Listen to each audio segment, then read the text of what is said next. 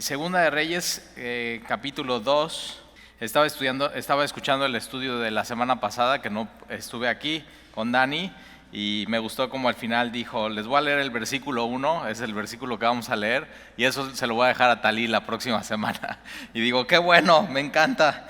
Y vamos a ver el último día de Elías en esta tierra, y vamos a estudiar un poco de este capítulo y vas a ver que le vamos a sacar muchísimo sabiduría y mucho jugo a la palabra de Dios esta noche. Entonces, Segunda de Reyes capítulo 2 versículo 1 dice, aconteció, ahora acuérdate, cuando la Biblia dice aconteció o después de, tienes que ver de dónde venimos. Y venimos de, Acab muere, ¿te acuerdas? Y después uno de sus hijos, que se llama Ocosías, toma el reinado, el reino del norte, el reino de Israel. Acuérdate, el reino está dividido, el reino del norte, el reino del sur, el reino de Israel y el reino de Judá. En Judá está Jerusalén, que es la capital, y de pronto a Acab se le ocurre hacer una capital, que es Samaria, ¿no? Él construye esta capital y pone el centro de adoración ahí, y pues ya viste cómo termina en el último capítulo de Primera de Reyes su historia. Después viene su hijo Ocosías, igual que el papá, o sea, todo mal, completamente idólatra, enferma, y en vez de consultar a Dios, decide consultar a Baal-zebú, eran adoradores de Baal, y entonces Dios le dice, Elías, ve y vas a hablarle a Ocosías. Y, o sea, mucha misericordia de Dios, aunque no le quieren consultar, Dios dice, pues sí tengo algo que decir y voy a hablar.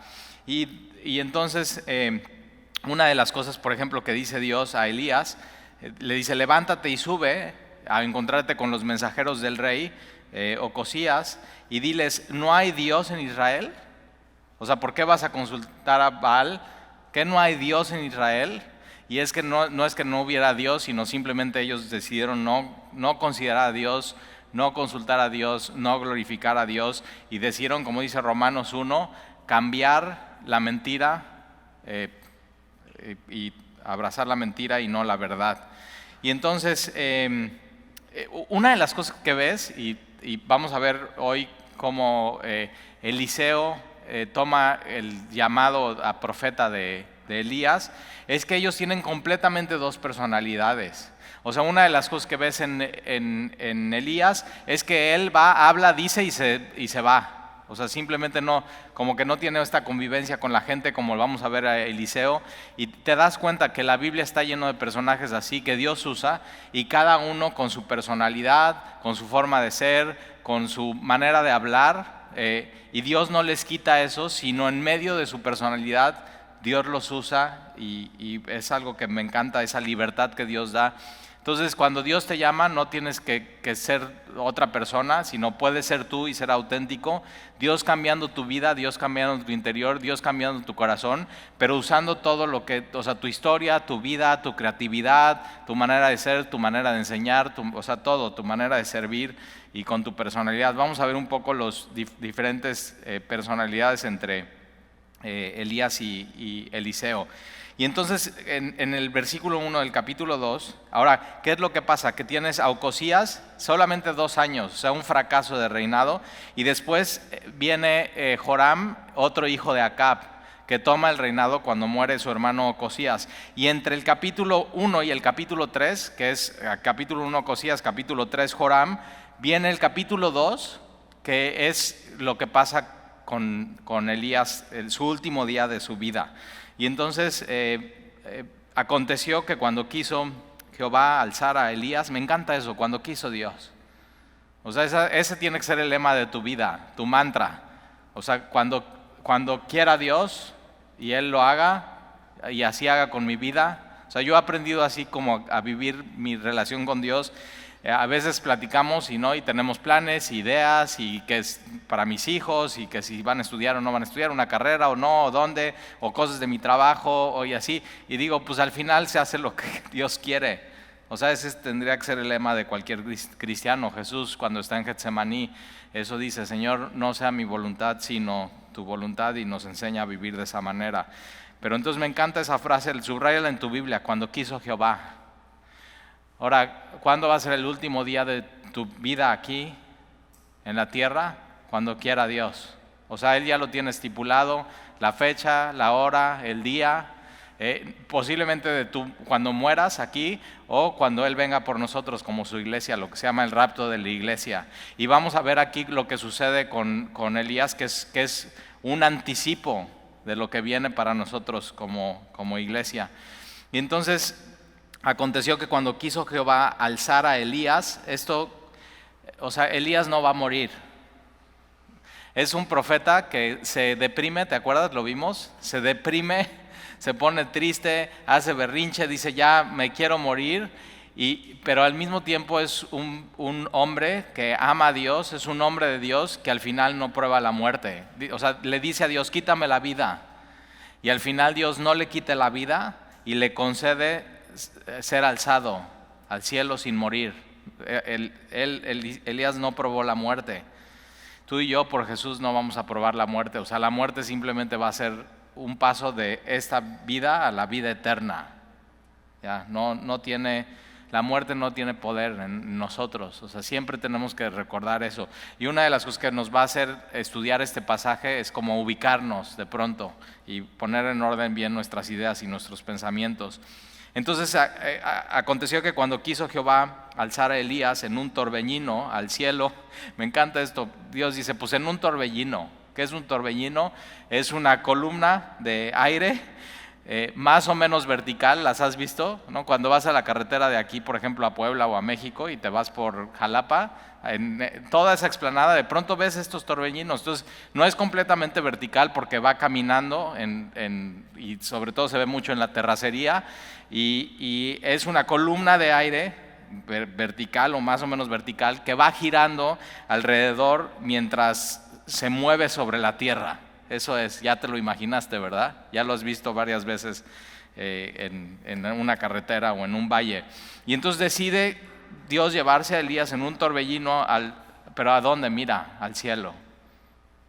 Ahí vamos, Todos nosotros que hemos confiado en Jesús, ese es nuestro destino. Jesús pagó el boleto, lo compró con su sangre, ese boleto ya está sellado. Si tú pusiste tu fe en Jesús o has puesto tu fe en Jesús, en su obra, en la cruz, en su vida sin pecado, y crees que Él resucitó, tu boleto ya está en tu mano y nadie te lo puede quitar. Ya es tuyo. Eso se llama salvación. Él ya te justificó, Él te está santificando y Él te va a glorificar y te va a llevar a este lugar. Aquí dice, al cielo. Y entonces se lo iba a llevar en un torbellino al cielo. Y Elías venía con Eliseo en Gilgal y dijo, ahora vamos a ver diferentes zonas geográficas que desde que empezamos a estudiar en Génesis las hemos visto. Entonces, por ejemplo, Gilgal es un lugar importante, es en la zona de Efraín y es un lugar donde hay una escuela de profetas que empieza desde Primera de Samuel con Samuel. Y vemos Gilgal en los eventos más importantes en la Biblia, pero vamos a ver no solamente Gilgal, sino de Gilgal van a ir a Betel. ¿Te suena Betel, la puerta del cielo? Abraham sacrificó ahí un holocausto y después Jacob ahí duerme y ve esta visión o este sueño de las escaleras con Dios en su trono y subiendo y bajando ángeles. Es la puerta del cielo y ahí le da a Dios una vez más la promesa. Entonces eso es Betel, pero ahí en Betel también acuérdate que Jeroboam hace un lugar de adoración tanto en Betel como en Dan, la región de la tribu de Dan. Y entonces, como no tenían el templo de Jerusalén, deciden hacer ahí como una copia del templo, ponen 2 becerros de oro, uno en Betel y uno en Dan, y Jeroboam lo que hace es que no tiene sacerdotes de la tribu de Leví y pone sus propios sacerdotes y todo, o sea, todo completamente mezclado y todo mal. Entonces, Es un lugar importante, pero es un lugar de completa adoración, idolatría. Después vamos a ver también cómo Elías decide ir a Jericó. Ya conoces esa ciudad de Jericó, es donde entran, ¿no? La primera ciudad donde Josué, después de cruzar a la tierra prometida y todo lo que sucede ahí en Jericó, le llaman la ciudad de las palmeras. Después Jesús también tiene un encuentro con un ciego ahí en Jericó, y después Elías termina en el Jordán, en el río Jordán, un punto muy importante donde Moisés cruza el río Jordán, donde Josué también cruzan con el arca y entran a la tierra prometida, y también donde Juan el Bautista está bautizando, y también es un territorio donde Jesús está igual predicando el Evangelio. Entonces vamos a ver cómo la geografía en este capítulo es importante, porque va recorriendo los diferentes puntos históricos de la vida de Israel, y después cuando Eliseo es llevado al cielo por este torbellino, lo vamos a ver en la historia, regresa Eliseo por cada una de estas ciudades, ¿no? Empezando en el Jordán, regresando a Jericó, pasando por Betel y después terminando en la ciudad de Samaria, pasando por el Monte Carmelo. Entonces, pon atención a todos esos, y si quieres las puedes hasta subrayar en tu Biblia. Entonces, ahora sí vamos a ver qué es lo que pasa cuando viene Eliseo con Elías. Acuérdate, Eliseo es discípulo de Elías. Él está trabajando, está haciendo barbecho, y llega Elías, le pone su manto encima, que es símbolo del llamado de Dios a ser profeta, y Eliseo dice: voy a dejar todo, voy a despedirme de papá y mamá y te sigo. Y por años, por años, estuvo simplemente al lado de Elías sirviéndole agua. Pero que no nada más estaba sirviéndole agua, estaba viendo y estaba aprendiendo, estaba viendo cómo es la relación con Dios, cómo se ora. Acuérdate, Elías, un hombre como tú y como yo, pero un hombre de oración. Y cuando ora, ¿te acuerdas con los profetas de Baal? Dios hace que descienda fuego del cielo y consuma por completo el holocausto. O sea, me encanta el ministerio de él. Por eso, y también la historia no termina ahí de Eliseo cuando sube al cielo, sino Dios da una promesa y dice que antes del Mesías tiene que venir Elías. Así. Y entonces, ¿quién es? Jesús dice es Juan el Bautista. Y vemos un paralelo entre Juan el Bautista y Elías, no solamente de su personalidad, que es importante, sino también de su físico. Acuérdate que vimos que Elías era un hombre vestido como Juan el Bautista, pero también con barba y mucho cabello y mucho pelo. Y entonces así como tú cuando eras joven, y ya no. Y vas a ver cómo está Eliseo aquí, y vamos a ver una foto de él, y lo dice muy bien la Biblia. Entonces fíjate, versículo 2, vamos a empezar. Y dijo Elías a Eliseo: quédate ahora aquí. ¿En dónde? En Gilgal. ¿Por qué? Porque aquí eres útil. O sea, aquí Dios te puede usar, puedes quedarte con los profetas, puedes tener un ministerio. ¿Y por qué? Porque Él ya sabe qué es o sea, como que ya todo mundo sabe lo que va a pasar con Elías, lo saben los profetas, ¿no? De la escuela de los profetas, en cada una de las ciudades, como que se corre la voz. Ahora, no sabemos cómo se corre la voz, posiblemente vino una profecía que iba a pasar eso con Elías, y posiblemente ya todo el mundo sabía que eso venía, pero ese día va a ser este día. Y entonces le dice: quédate ahora aquí, porque Jehová me ha enviado a Betel. Me encanta eso, Jehová me ha enviado a Betel. Entonces, cuando quiso Jehová, y dice él: Jehová me ha enviado a Betel. Y Eliseo dijo: vive Jehová y vive tu alma, que no te dejaré. Este es un discípulo fiel. O sea, dice: yo voy a estar contigo hasta el final, por lo menos hasta que Dios te quite de mi vida. Este tipo de gente está escasa en el mundo. Gente fiel con sus mentores. Entonces dice: vive Jehová y vive tu alma, que no te dejaré. Y descendieron pues a Betel. Y saliendo a Eliseo, los hijos de los profetas, que en cada ciudad ahí de la escuela de los profetas que estaban en Betel, le dijeron: ¿sabes que Jehová te quitará hoy a tu señor de sobre ti? Fíjate cómo dicen hoy. O sea, no es, sabes que ya se lo va a llevar, no, hoy. Y él dijo, sí, yo lo sé, callad. O sea, como que todo el mundo sabe, pero como que mejor no vamos a hablar del tema. Es algo muy sensible, o sea, se están llevando a Elías y todo el mundo sabía, pero no vamos a hablar del tema, no vamos a hablar de esto. Versículo 4, y Elías le volvió a decir, Eliseo, quédate aquí ahora, una vez más, porque Jehová me ha enviado a Jericó. Entonces ahí te va, de Gilgal a Betel, de Betel a Jericó. Y ahora, ¿quién lo está enviando? Dios. Le está diciendo, hoy es tu último día, vas a recorrer la tierra. Donde tú has pisado, donde tú has estado, vas a recordar cosas, es tu despedida. Si hoy fuera tu último día, hoy, ¿qué harías diferente en tu vida? Ahora, Eliseo puede decir, no haría nada diferente, seguiría mi vida igual, porque es un hombre de Dios. Y un hombre de Dios y una mujer de Dios deberían de decir eso. Ahora yo en la mañana, al estar estudiando este pasaje, digo, tengo este plan, y leo esto y digo, a ver, si hoy fuera mi último día, ¿haría estos planes o no? Y es como un filtro para tu vida.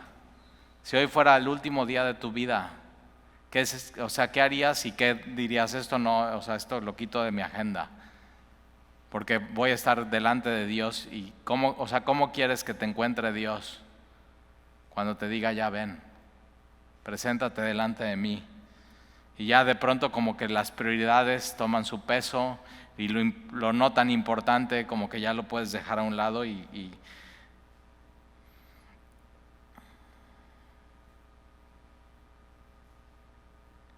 entonces Jehová me ha enviado a Jericó, y él dijo, vive Jehová y vive tu alma, que no te dejaré. Y vinieron pues a Jericó. Y se acercaron a Eliseo los hijos de los profetas que estaban en Jericó y le dijeron, ¿sabes que Jehová te quitará hoy a tu señor de sobre ti? Y él respondió, sí, yo lo sé, callad. Otra vez, shh. Y Elías le dijo, te ruego que te quedes aquí, porque Jehová me ha enviado al Jordán. Entonces van de ciudad en ciudad, de lugar en lugar.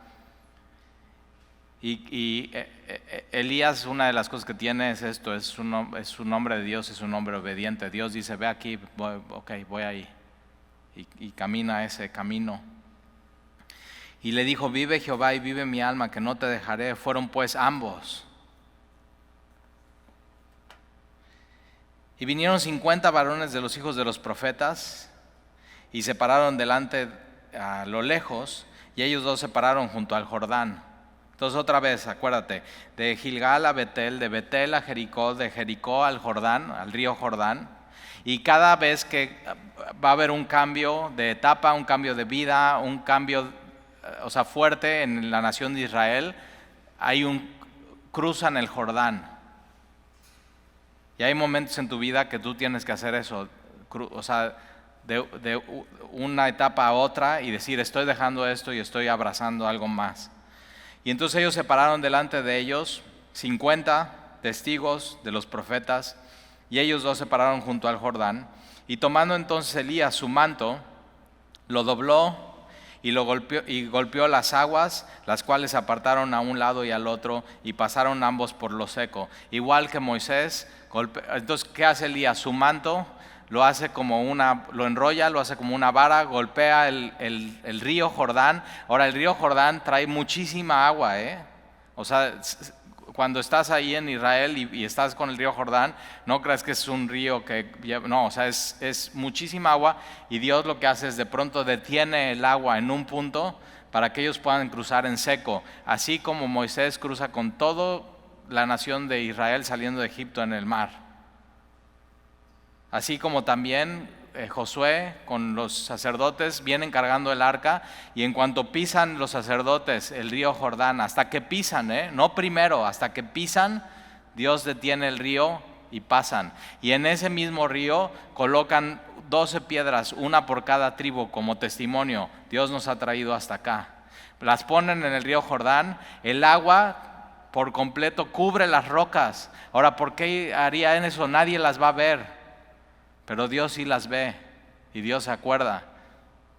Y después hacen otra, cuando cruzan el río ponen otras 12 rocas para que cuando pasaras con tus hijos, si tú vivías en esos tiempos, te dijeran, papá, ¿qué son esas rocas? Y el papá pudiera explicar, es la fidelidad de Dios, Dios nos ha traído hasta aquí. Entonces todo eso está pasando, o sea, imagina todos los sentimientos que tiene Elías en su último día de vida en esta tierra. No de vida, sino de vida en esta tierra. Y entonces golpea las aguas, se apartan de un lado al otro y pasaron ambos por lo seco. Y cuando habían pasado, Elías dijo a Eliseo, pide lo que quieras que haga por ti. Esta es una pregunta muy buena que te puede hacer Dios a ti. Dios se la hizo a Salomón también. Pide lo que quieras. ¿Qué pedirías? Y esto mismo le dice Elías a Eliseo, pide lo que quieras que haga yo por ti, antes que yo sea quitado de ti. Y dijo Eliseo, te ruego que una doble porción de tu espíritu sea sobre mí. Qué hermoso pedido. O sea, yo por eso yo digo, yo tengo que leer la Biblia, porque si a mí me mandan un correo electrónico y me dicen, contesta este correo y pide lo que quieras, ¿qué pides? Y la Biblia te ubica a pedir bien. Salomón, sabiduría y prudencia para juzgar bien. Y Dios le dice, por cuanto has pedido eso y no riqueza, te voy a dar sabiduría y prudencia y te voy a dar riqueza. La Biblia nos ubica. Y entonces Eliseo dice, una doble porción de tu espíritu sea, esta palabra sobre mí, epi, es rebosando, llenura. Y Eliseo lleva muchos años caminando con Elías y sabe, es ponerme en los zapatos de este profeta. Es demasiado, es imposible. ¿Cómo yo voy a poder cumplir este ministerio? ¿Cómo él me va a pasar la estafeta? ¿Cómo lo voy a hacer? Y él sabe, la única manera es teniendo lo que tenía Elías. ¿Y qué tenía Elías? Tenía Dios, tenía su espíritu, tenía el poder de Dios con él. Tenía una relación personal con el Dios de la Biblia. Y dice, ahora acuérdate, doble porción, los primogénitos herederos recibían doble porción de la herencia. Y él sabe que él está siendo llamado a ser el próximo profeta, pero él dice, yo para poder hacer eso y cumplir mi llamado necesito el espíritu, el mismo espíritu que tiene Elías. Eso, que me herede eso. Que me pase la estafeta, pero sin poder no se puede. Y tienes que saber eso en tu vida, sin el poder de Dios no se puede vivir. Para que tú puedas decir eso, voy a donde Dios me pide que vaya, hago lo que Dios me pide que haga. Y entonces, versículo 10, y él le dijo, cosa difícil has pedido. Tienes que aprender a pedir cosas difíciles en tu vida a Dios. ¿Cuándo fue la última vez que pediste cosas? O sea, oraciones que no es, Señor, bendice mis alimentos hoy y gracias te doy por mi vida. O sea, eso está muy bien, pero algo realmente difícil. Te tienes que volver experto en pedir cosas difíciles a Dios, cosas imposibles. ¿Por qué? Porque tienes que saber eso, no hay nada imposible para Dios. Entonces sé como Eliseo, sé atrevido con tus pedidos a Dios. ¿Qué has dicho en tu vida? Eso es imposible. Yo hace un par de meses, ya llevo como casi un año que le vengo pidiendo cosas imposibles a Dios con una situación en mi vida y en mi familia. Imposible, así ya digo, esto es imposible para mí, yo no puedo. Puedo hacer muchas cosas, pero digo, esto sí no puedo, Dios. Ya me di cuenta. Y Dios es experto en meterte en situaciones que dices, es imposible para mí. No se puede, imposible. Sí sabes que es imposible que tú puedas cambiar a alguien, ¿verdad? Ni a ti mismo te puedes cambiar. Son cosas imposibles para ti. Pero para Dios lo imposible para ti es posible para Él. Entonces no esperes nada de la gente, no esperes nada de ti, espera todo de Dios. y empieza a vivir así. Entonces, ¿qué le quieres pedir a Dios que sea imposible, que sea muy difícil? Empiézaselo a pedir, pero tienes que tener paciencia, ¿eh? Tienes que tener paciencia con esos pedidos. Y él le dijo: cosa difícil has pedido. Si me vieres cuando fuere quitado de ti, te será hecho así, mas si no, no. Me encanta eso, o sea, tan práctico este profeta. O sea, sí, sí, sí. Y si no, no. Y a veces así es Dios. O sea, sí, sí, sí. Y si no, no. Y es nuestro Dios y en Él está toda la sabiduría. Y tenemos que confiar por completo en Él. Y entonces dice: si me vieres cuando fuere quitado de ti, te será hecho, mas si no, no. ¿Por qué? Porque Elías sabe que eso no depende de Elías, depende de Dios. Por completo depende de Dios. Si Dios quiere, sí; si Dios no quiere, pues no. Ahí está, tan práctico. Y entonces, versículo 11, y aconteció que yendo ellos y hablando, fíjate, el último día, ve en dónde pone sus prioridades Elías. Decide el último día de su vida hacerle caso a Dios y estar con su discípulo caminando y hablando. Lo más importante en tu vida es Dios, y lo segundo más importante en tu vida son las demás personas a tu alrededor. Todo lo demás en 100 años no va a importar. Porque Dios es eterno y Dios creó las almas a tu alrededor para que tengan eternidad. Todo lo demás en 100 años no va a importar. Entonces te das cuenta como que nos ubica eso en nuestra vida. Y entonces aconteció que yendo ellos y hablando, he aquí un carro de fuego con caballos de fuego, o sea, tremendo. Y acuérdate, carros y caballos depende de cuántos carros y cuántos caballos tenía una nación, es qué tan poderosa era, cómo se podía proteger de los enemigos. Salmo 27, algunos confían en carros y caballos, mas nosotros en el nombre de Jehová confiaremos. Y entonces Dios decide ahora Eliseo y Elías aprendieron a ver lo que no se veía. Y vienen estos carros y caballos, Dios les abre los ojos para ver esto. Más adelante vamos a ver cómo Eliseo, está aterrado su asistente y le dice a Dios: abre por lo menos los ojos del asistente para que vea cuántos somos nosotros y cuántos son los enemigos. Y tú y yo tenemos que pedirle a Dios: abre nuestros ojos, Señor, para poder ver lo que tú quieres que nosotros veamos. Y entonces, he aquí un carro de fuego. Ahora, fuego. La vida de Elías está marcada por eso, fuego. Y entonces, he aquí un carro de fuego con caballos de fuego, apartó a los dos. Fíjate hasta qué momento se apartó Eliseo de Elías, hasta que Dios los separó.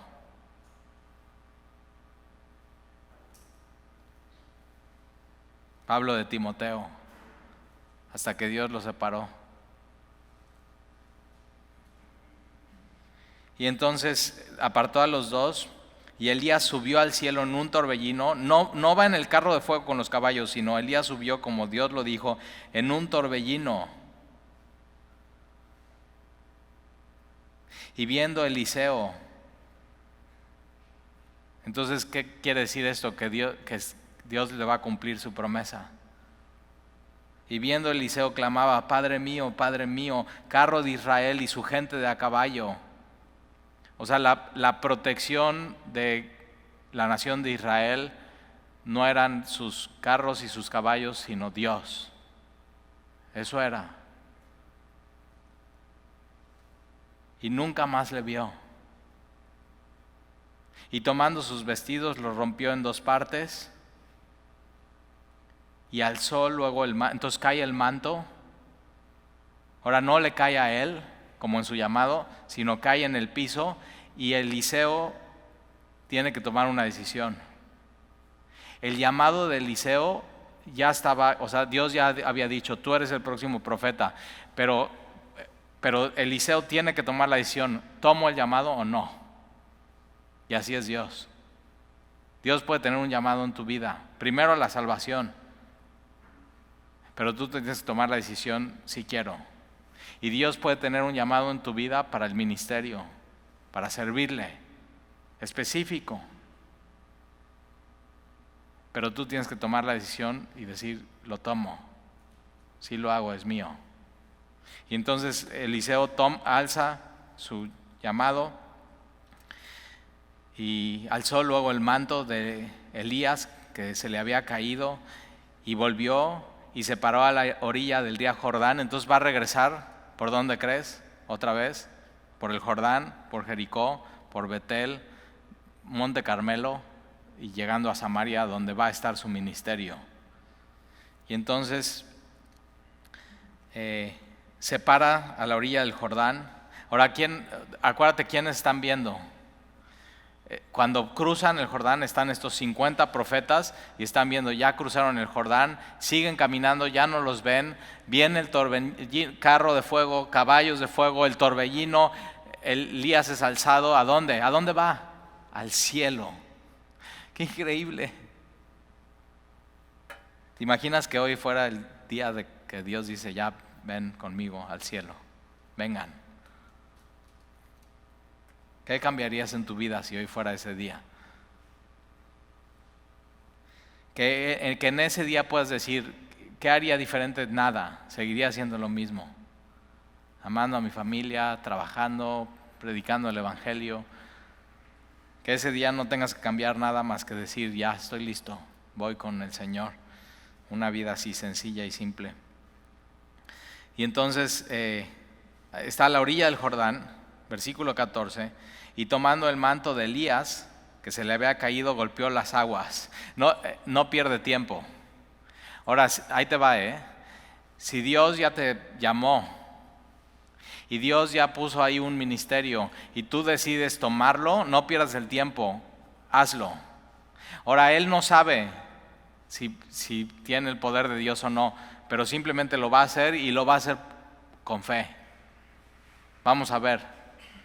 Y toma el manto de Elías, lo enreda otra vez, lo hace como una vara, golpea las aguas y dijo, ¿dónde está Jehová, el Dios de Elías?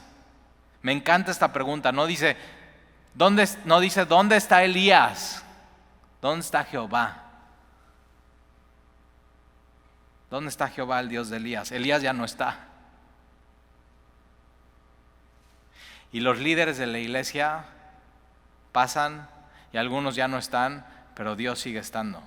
Siempre va a estar, Dios siempre va a estar. ¿Dónde está Jehová, el Dios de Elías? El mismo Dios que mantuvo fiel a Elías. El mismo Dios que lo sustentó. ¿Te acuerdas? Lo guardó, lo ocultó al lado del arroyo, le dio de comer. ¿Dónde está el Dios de Elías?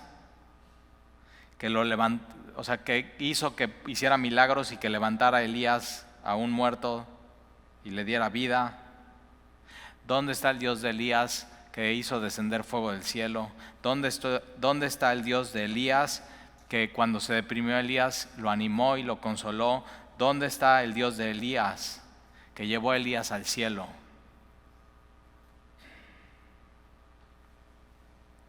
Y el Dios de Elías está aquí. Es más, la Biblia enseña que el Dios de Elías está en ti. Y tiene su espíritu. Y si lo hizo en Elías, Dios no cambia. El mismo Dios que abrió con Moisés el mar, el mismo Dios que abrió con Josué y Moisés el río Jordán, el mismo Dios que abrió con el Jordán con Eliseo, el mismo Dios que abrió el Jordán con Elías, es el mismo Dios que tú y yo tenemos. El Dios histórico es nuestro Dios y es Dios contemporáneo, es Dios de hoy y aquí está. Nunca te olvides de eso. ¿Dónde está Jehová, el Dios de Elías? Y así que hubo golpeado del mismo modo las aguas, y se apartaron a uno y al otro lado, y pasó Eliseo. Y entonces, ¿qué es lo que está Dios diciendo? Doble porción de mi espíritu. Y sí sucede, porque Eliseo es un profeta con mucho poder, hizo muchos milagros, pero en la Biblia está registrado que Eliseo hizo doble. Elías mucho poder, Eliseo doble. Y entonces pasó Eliseo, y versículo 15, viendo los hijos de los profetas que estaban en Jericó, entonces ya ahí está, del Jordán, ¿a dónde va? Regresa a Jericó. Al otro lado dijeron: el espíritu de Elías reposó sobre Eliseo, y vinieron a recibirle y se postraron delante de él en honor al profeta, y dijeron: he aquí hay con tus siervos 50 varones fuertes, vayan ahora y busquen a tu señor. Quizás lo ha levantado el espíritu de Jehová y lo ha echado en algún monte o en algún valle. Y él les dijo: no envíes. ¿Por qué? Porque él sabía, él fue al cielo. Él ya no está en esta tierra. Mas ellos le importunaron hasta que, avergonzándose, dijo: bueno, enviad. Entonces ellos enviaron 50 hombres, entonces van por todo, cruzan el río Jordán, van por todo buscando por 3 días a ver si está por ahí tirado el cuerpo de Elías. Por supuesto no lo encuentran, Dios cumple su promesa. Y entonces los cuales, y fíjate, son profetas, pues aprendices, todavía no aprenden bien cómo Dios siempre cumple su palabra. Entonces, mas no lo hallaron.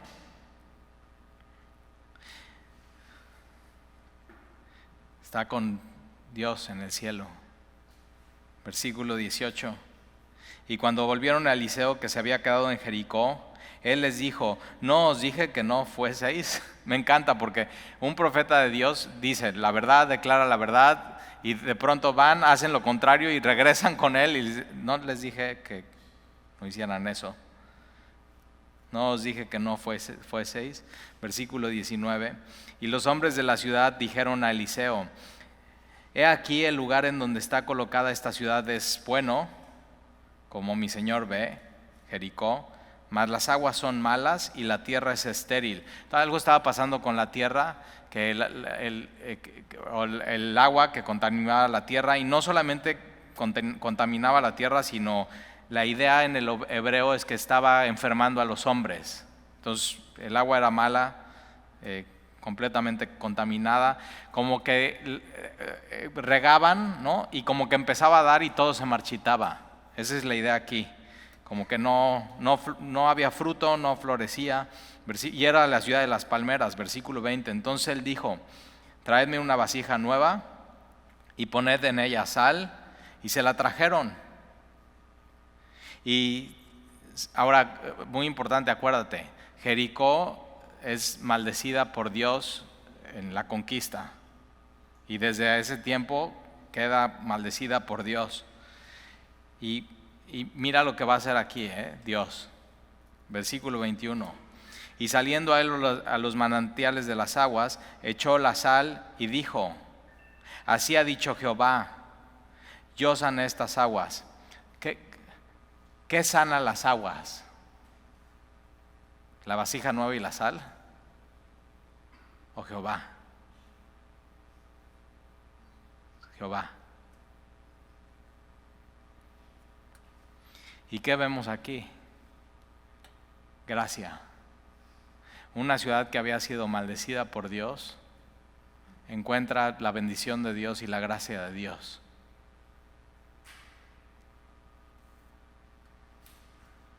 ¿Cómo? Por el poder de la palabra de Dios. Y Dios dice: yo sané estas aguas y no habrá más en ellas muerte ni enfermedad. Y fueron sanas las aguas hasta hoy, conforme a la palabra que habló Eliseo. Entonces el profeta de Dios, el hombre de Dios, usa la palabra de Dios ¿para qué?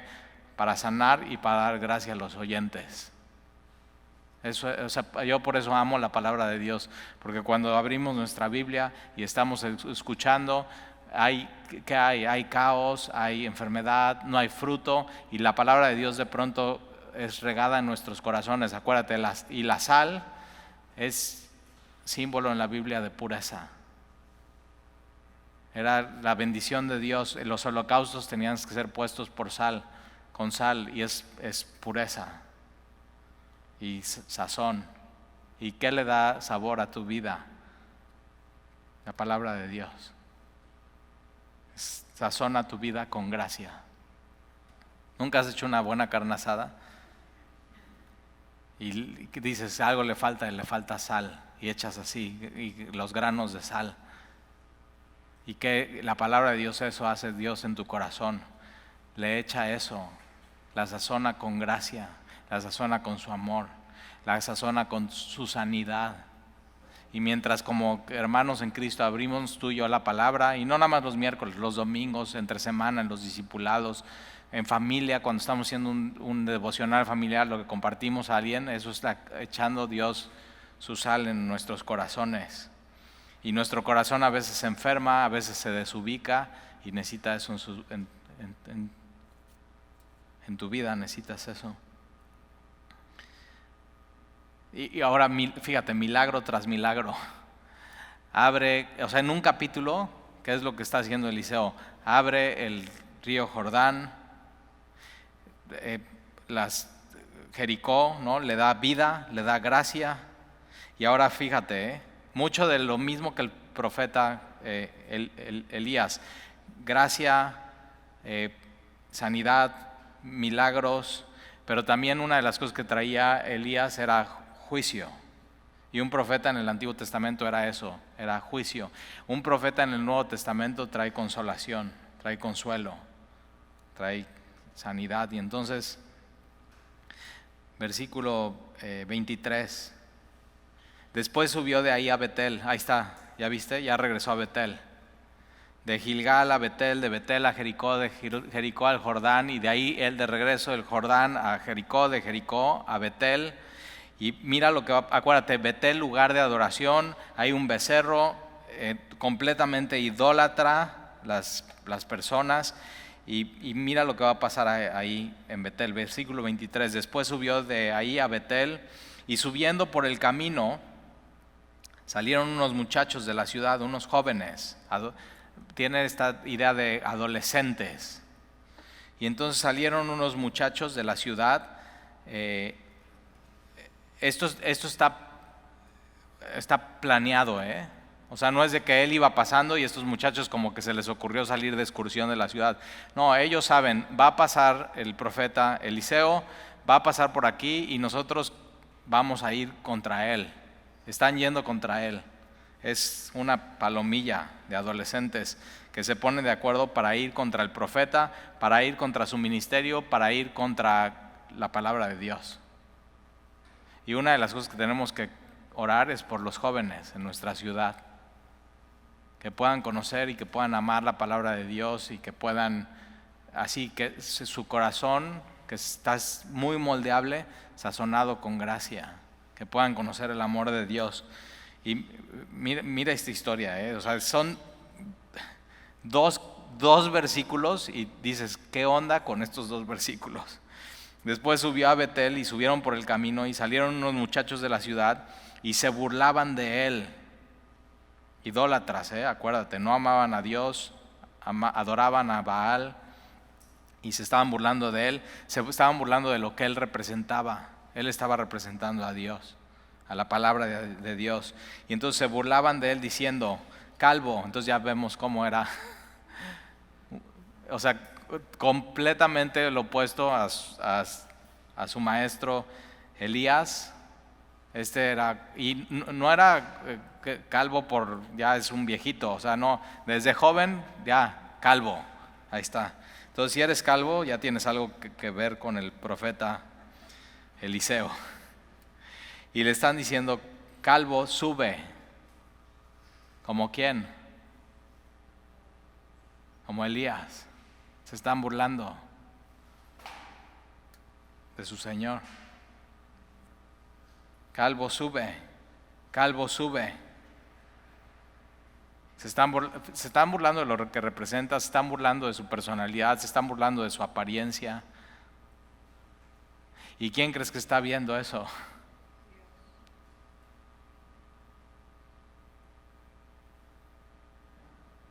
Entonces, cuando se burlen de ti por tener la palabra de Dios, por amar a Dios, por tratar de obedecer a Dios,